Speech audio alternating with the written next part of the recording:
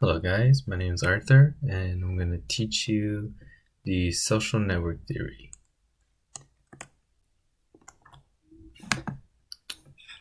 So what this is, the social network theory is the study of how people that are within organizations or certain groups interact with each other or other people that are within their network. The term social network kind of came about in the 1950s from a sociologist who studied Norwegian villagers.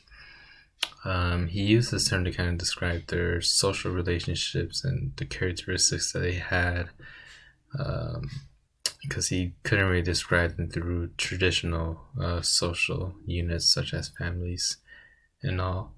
And then the social network just kind of talks about the influences of behaviors, people's behaviors and beliefs, and kind of how it affects them.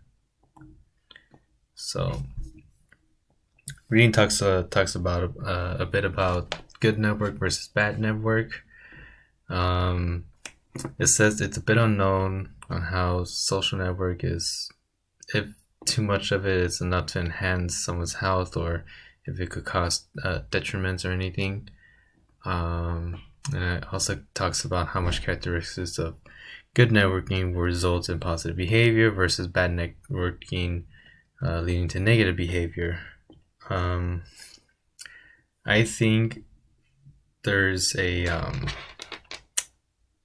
depending who you're around with, influence your behaviors, kind of almost unknowingly.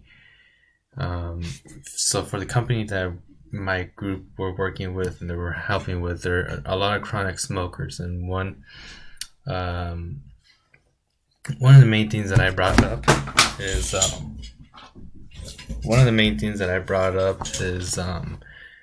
there's going to be a bit of that relapse depending on who is in their social network, social circle, their friends or family. Maybe they have family members and close friends that are heavy smokers, and that's going to kind of make it difficult for them to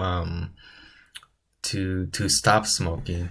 And so this is kind of that bad network, the quote unquote bad network, because it's going to kind of tempt them to want to smoke a cigarette with them. Versus good networking.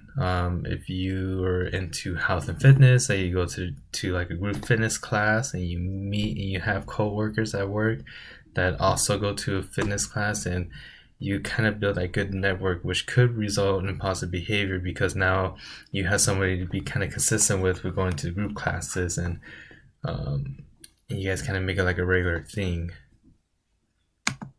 Um, Next thing is the book talks about, or the reading talks about considerations when assessing the role of social network theory, and there's quite a few that was listed. I only listed a couple here, and the first one I listed is centrality versus marginality of in individuals in the network. So how much involvement does that person have in the network? Is he just kind of there, here and there, or is he fully committed? Reciprocity of relationships, is a relationship a one way or is it two way? Complexity of the relationship, is a relationship between two people, or is it between a group of people? And then there's the subgroups, cliques, and linkage. Is there concentration of interaction amongst their members, or are they isolated from others? um, so that's all I kind of wrote. But yeah, so a lot of the of this theory, a lot of things are the specifics are kind of unknown, and they're still unsure of how it impacts others. I think social network definitely kind of morphs who you are, especially as you're growing up. Like I mentioned earlier, I talked about the smoking, that someone smokes and they're around people who smoke, or they quit smoking there, but they're still around people who still smoke cigarettes. They're gonna have that temptation there. Um, I just think depending just who you're around with or how you grow up or who you grow up with, just kind of helps develops your beliefs and your behaviors, and it could be either a good thing or a bad thing. I guess it just kind of depends. So that is my presentation. I hope you guys enjoyed.